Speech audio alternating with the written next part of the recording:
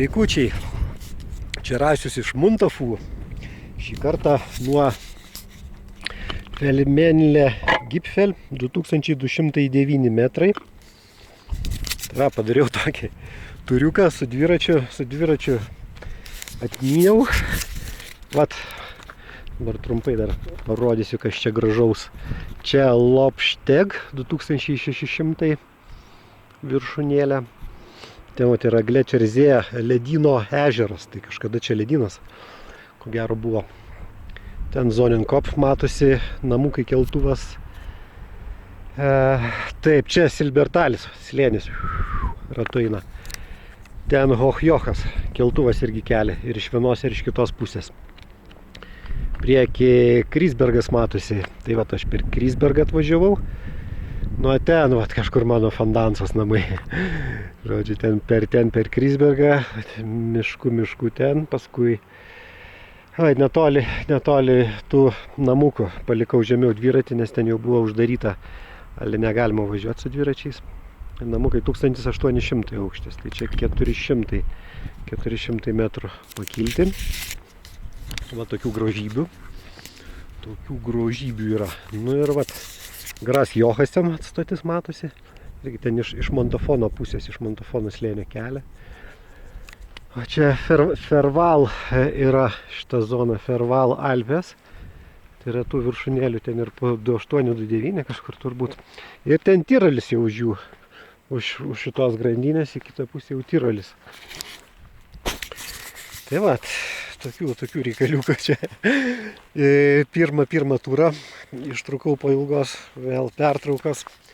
Tai ką aš čia papasakosiu jums, apie kelionę į Lietuvą, kol leidžiasi, su gražiais vaizdais papasakosiu apie kelionę į Lietuvą. Liepos vidury buvom 2 savaitės. Tai mano, nežinau, per 7 metus turbūt buvo pirmoji vasara kelionė į Lietuvą. Visą laiką važiuodavom pavasarį ir rudenį, bet šį kartą išvažiavom vasarą, 2 savaitės, vietai savo. Tas mažasis su mažuoju, sunku. Ir buvo labai sunki kelionė rudenį, rugsėjį, tai turbūt pati sunkiausia. Tai galvojom, kad ir dabar sunki, tai nusprendėm, kad vieną kartą šiais metais važiuoti, nuvežti vaikus senelio, kad aplankytų. Vat ir savaitę ten pajūry pabuvau, savaitę ežerų krašte, aplink Molėtus. Tai kaip tik ant samito pataikėm. Mėlynai geltonų samitų. Tai biški, ką čia dabar tokio įdomaus. Tai papasakosiu, kur ten buvom, Tauragėj. Nustebino, kad sudegino tokį labai toks Taurų parkas yra, faina vieta. Ir ten sugalvojo kažkaip Liepos 6 dienos šito Ale karaliaus tokio Lietuvos buvusio karūnavimo diena. Buvo vaidinimas ir ten tokia tvirtoja medinė stovėjo, nuo kurios ten su padangom čiuožti. Buvo galima smagiai gan. Į tą pusę dar nueisiu, parodysiu iš tos pusės lėti. Ir ten sudegino tą visą padegė pilį, nežinau, ten netyčia ten gavosi, bet važiavom kaip tik tuos degėsius visus surinkinėjo. Tai kažkaip valstybės dieną deginti pilis medinės, kurios stovi ten ant kalno ir simbolizuoja turbūt neįveikiamumą. Tai nežinau, ar čia pats gražiausias ženklas. Tai Tauragėj smagu, labai smagi vieta, Taurų parkas, jeigu ten kas varat su vaikais užsukiai ten pusdienį įmestais po medžių. Seniau ten daugiau pramogų buvo, bet dabar ten kelios, kai sudegino tą pilį, ten būdavo galima čiuožinėti su ratais nuo tos pilies. Labai smagi pramoga vaikams, bet tikiuosi, kad jau ten gal atstatė. Ir ten medžiuose, ten virvinės pramogos medžiuose, labai smagios, daug labai ten su, kaip ten vadinasi, skrydžiai, kai tiesiog pasikabinėjai ir varai. Tai su vaikais, kas būsi tokiais biški tarp Nu, ten vat Maniškis 9 metai, tai jam labai smagu buvo. Aišku, ten pačią juodą trasą, tik ūgio trūksta jau ten. Bet kitas trasas visas galima. Tada buvom, kiek ten, 4 turbūt dienas. Leidom taip, 4 pajūry. Savo į Kunigiškes nuvažiavom. Kaip visada į savo mylimą paplūdimį, mylimą vietą. Tai man tai Palangoje maudausi, nesvarbu kada, visada maudausi, kai tik atvykstu, ar tai būtų lapkritis, ar tai kovas, kažkaip nestabdo mūsų. Jūra yra jūra, kai pamatai, iškart norisi visus rūbus nusiplėšti ir lėkti. Tai buvo, nu ką, ten buvo ir bangų didelių, ir buvo štiliaus, tai vaikam gal ne pats smagiausias ten buvo. Biški oras ten biški atvėsęs, toks buvo apie 20 laipsnių, bet nežinau, man tai ten gerai buvo, tas vanduo irgi vandenį sėdi, tai šilčiau būti vandenį negu išlipus ant vėjo. Bet kopose tai ten karštą kepino kaip reikiant. Ba, tada aplankiau savo bičiulį Mažeikiuose. Vat, išvyko Mindaugai, tau linkėjimai.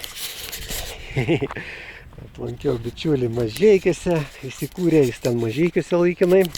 Didelį projektą daro, čia kažkas turbūt matė ten į Klaipėdą iš Italijos naftos ten perdirbimo reaktorių tokį atvežė. Tai jis ten tokiais reikaliukais stato ten perdirbimo kažkokius ten naujus pajėgumus ar ką aš ten nesigilinau. Tada iš Mažeikių važiavom ilgą kelionę iki Molėtų, kiek 4 valandas, tai per visą Lietuvą ten pravažiavom, ten gavosi nuo Tauragės iki Mažeikių, iki Latvijos pasienio ir paskui dar per Panevėžį, Šiauliai Panevėžį. Tai ilga labai irgi gavosi diena mum. Paskui, nu ką, pas savo mamą praleidau ir brolis buvo atvykęs, tai linkėjimai brolyti ir Mila tau linkėjimai. Tai praleidom savaitę visą Molėtuose, galima sakyti. Anykščiuose labai smagi, žodžiu, vasarą labai smagu buvo grįžti į tuos Molėtus, nes, nu, kad ir koks ten oras, vasaros vidury vis tiek surasti ką veikti ir dabar ten tiek visokių ten pramogų, tai kad ir visų draugų nespėjom, aišku, aplankyti, su ko norėjom ir visų pramogų išbandyti, bet vat, vieną dieną Anykščiuose labai gera pramoga buvo vaikams. Labirintų parke, daugiau nieko jiem ten ir nereikia. Ten praktiškai visą dieną galima prakabėti, bet nu, tai ir pusė dienos užtenka ten didžiai dalį pramogų. Tai tada buvom Labanorė, užsikabarojom prie lakajų ant bokšto. Tada su Eigeriu, su sūnum pirmą kartą į Baidarę kartu sėdom. Nu, vieną kartą plaukėjomės ten Malaizijoje, bet tai į salą plaukėme, tik kada jis ten buvo ten 5 gal kokį mėnesį, bet dabar pats irklavo. Na va, Lobs Child, čia mažesnis vadinasi šitas viršūnė, ta Lapšpicė graži, paukštukai skraido ant viršūnės. Ir yra pro dešinę pusę. Maršrutėlis mėlynas, tai turbūt Via Ferrata bus, ten, nežinau, kitą kartą gal 2 valandas nuo ten kažkur kelio, tai būtų gal smagu įlipti. Bet reikia dėl viso ko pasimti aprišus ir Via Ferratas įrangas, nes ir, nežinau, gal net batelius įsibėsti. Neaišku, kaip ten tas maršrutas, kaip ten uola.